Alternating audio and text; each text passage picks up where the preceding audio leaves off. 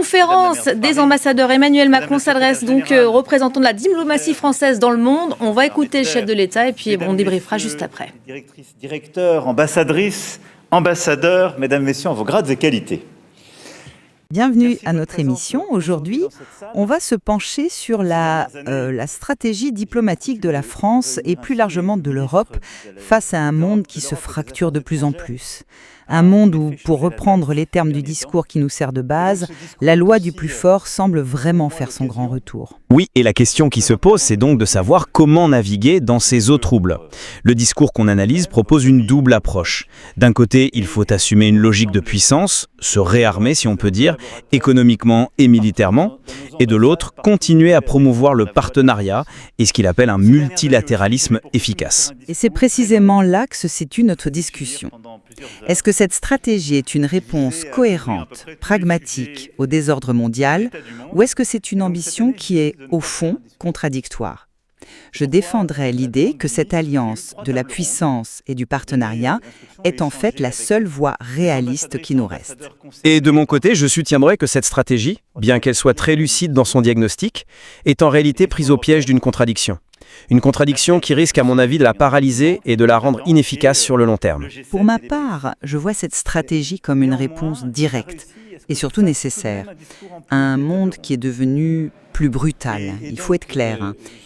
La logique de puissance dont on parle ici, ce n'est pas une fin en soi.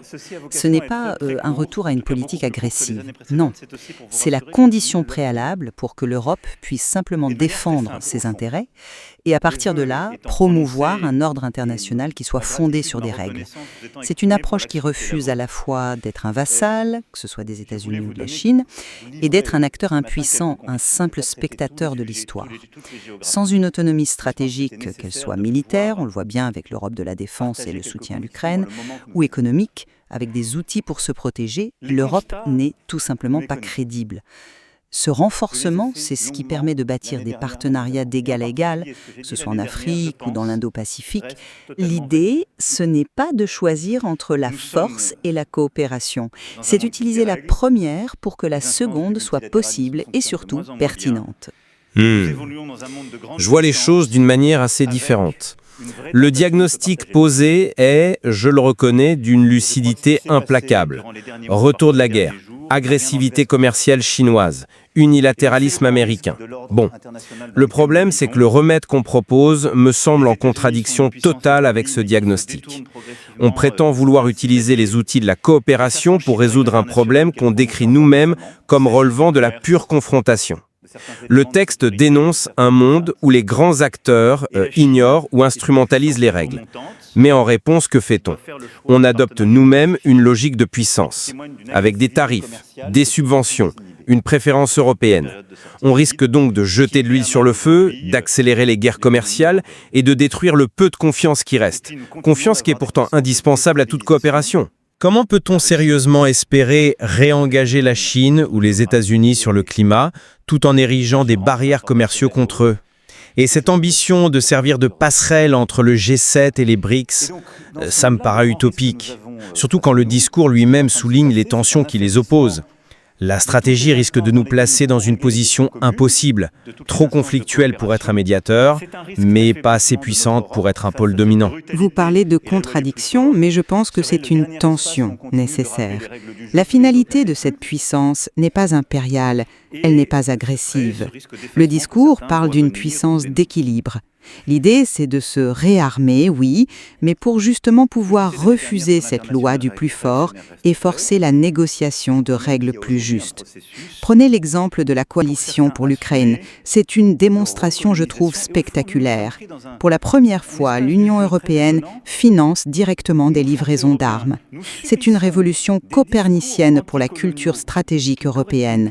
C'est bien la preuve que l'Europe peut agir de manière autonome pour défendre ses intérêts vitaux de sécurité, sans attendre systématiquement le feu vert de Washington. Agir ? Oui, mais agir en réaction. C'est là toute la différence. Cette puissance que vous décrivez, elle est fondamentalement défensive, réactive. Elle ne façonne pas les événements, elle les subit. Le discours cite un chiffre qui est absolument terrible. L'Allemagne a perdu 50 000 emplois industriels en une seule année. en grande partie à cause de la surproduction chinoise et des prix de l'énergie. Les mesures de protection européennes, comme les enquêtes sur les véhicules électriques chinois, sont une réponse à un dommage qui a déjà eu lieu. On ferme la porte de la grange alors que les chevaux sont déjà sortis. Mais c'est précisément ça, le réalisme. On ne vit pas dans un monde idéal où l'on pourrait façonner l'agenda à notre guise. Rétablir un minimum d'équité face à une concurrence qui est faussée, ce n'est pas une escalade, c'est une question de survie économique et politique. Et si on ne le fait pas, alors on accepte l'impuissance. Mais quelle est l'efficacité réelle de ces mesures face aux problèmes de fond? Le discours identifie lui-même les causes. Les déficits américains qui aspirent l'épargne mondiale, la surproduction chinoise qui inonde les marchés, nos outils de défense traitent les symptômes, mais est-ce qu'on a le moindre levier pour agir sur les causes profondes? J'ai l'impression qu'on met des rustines sur une chambre à air qui fuit de partout. Cette puissance d'équilibre ne semble pas en mesure de rééquilibrer quoi que ce soit de fondamental. C'est là où nos lectures divergent. Pour moi, ces actions ne sont pas des rustines. Ce sont les premiers actes d'une nouvelle souveraineté. Et c'est justement parce que les grandes institutions comme l'OMC sont bloquées que la stratégie des partenariats ciblés prend tout son sens. Si on ne peut pas réformer le système global d'un coup, alors il faut créer des coalitions d'intérêts sur des sujets précis. C'est ce qu'on fait dans la zone Indo-Pacifique, en Méditerranée ou avec certains pays d'Afrique. On tisse des alliances agiles avec des pays qui, comme nous, cherchent une troisième voie pour ne pas avoir à choisir entre Washington et Pékin. Une troisième voie. C'est un bel objectif, mais est-il vraiment viable? Je pense que oui. Le partenariat stratégique avec l'Inde en est l'illustration parfaite. L'Inde est une puissance démographique, économique, majeure. Elle préside récemment le G20. C'est un membre clé des BRICS. En renforçant nos liens avec New Delhi, on construit un pont, on crée un dialogue là où il n'y en avait pas. On prouve qu'on refuse la logique binaire d'une nouvelle guerre froide.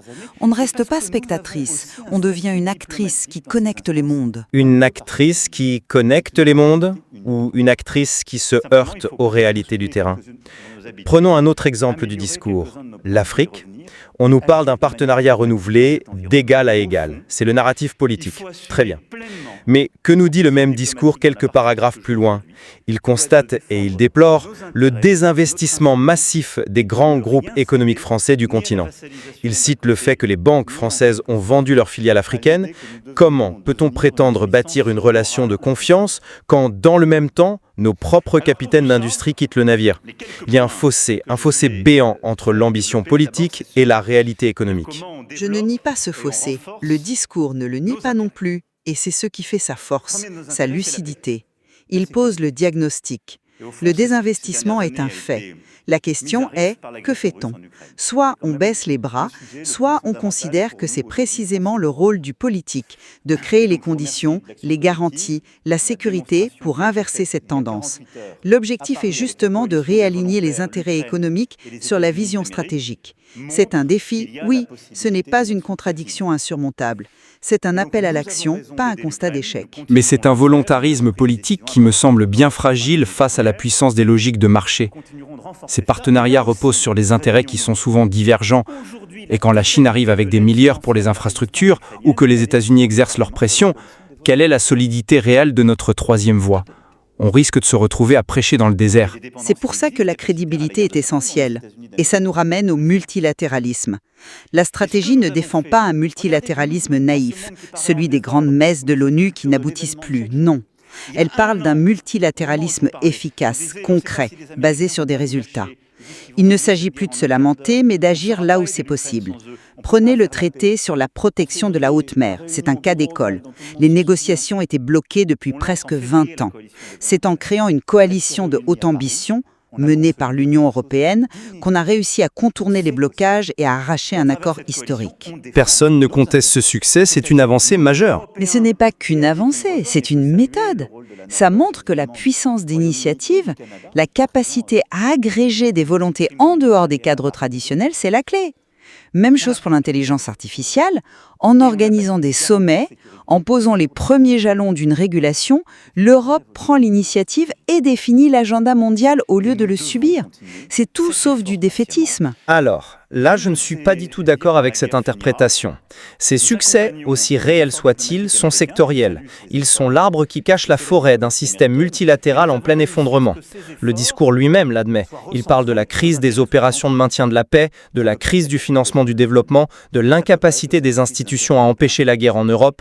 On obtient un accord sur les océans, très bien, mais pendant ce temps, le Conseil de sécurité est paralysé. On régule l'IA, mais on est incapable de s'accorder sur la non-prolifération nucléaire. Mais il faut bien commencer quelque part. On ne va pas attendre que les conditions parfaites soient réunies pour agir. Ce n'est pas une question d'attendre, c'est une question de lucidité. Proposer de réformer la gouvernance mondiale au moment même où les principaux acteurs, États-Unis, Chine, Russie, la contournent ou la sabotent, ça me semble totalement déconnecté de cette loi du plus fort que le discours dénonce lui-même. C'est comme vouloir redécorer une pièce de la maison pendant que les fondations s'effondrent. On agit sur la marge, on polit les détails, mais on ne touche pas au problème central, le retour brutal de la politique de puissance. Ces succès sont peut-être des victoires tactiques, mais ils masquent une défaite stratégique. Je pense au contraire que cette vision, c'est la seule voie réaliste qui nous reste. Elle acte un fait simple. Aujourd'hui, le droit et la coopération doivent être soutenus par la capacité à se défendre et à peser. Développer une puissance autonome, ce n'est pas l'opposé de la recherche de partenariat, c'est ce qui la rend crédible. Sans cette crédibilité, nos appels à la coopération resteraient ce qu'ils ont trop souvent été, des vœux pieux. Le défi, et il est immense, est de transformer cette puissance retrouvée en une influence constructive. Et pour moi, le diagnostic du désordre mondial est juste, mais la stratégie, elle, reste prisonnière de sa contradiction initiale. Elle aspire à changer les règles du jeu vers plus de coopération, tout en étant contrainte de jouer selon les règles brutales de la puissance pour exister. Dans cette partie de poker menteur, l'Europe risque fort de ne parvenir ni à être une puissance dominante, ni à être l'architecte crédible d'un nouvel ordre coopératif. Elle risque d'être simplement prise entre deux feux. Ce discours a au moins le mérite de mettre en lumière le dilemme central de la diplomatie pour toute puissance qui n'est ni les États-Unis, ni la Chine. Comment exister et influencer le monde sans en adopter les pires travers? En effet. Et la question de savoir si l'affirmation de sa propre force peut réellement servir de fondation à un ordre coopératif, ou si au contraire, elle ne fait qu'accélérer une fragmentation du monde que plus personne ne semble pouvoir arrêter, eh bien cette question reste entièrement ouverte. C'est sans doute l'un des enjeux majeurs de notre époque.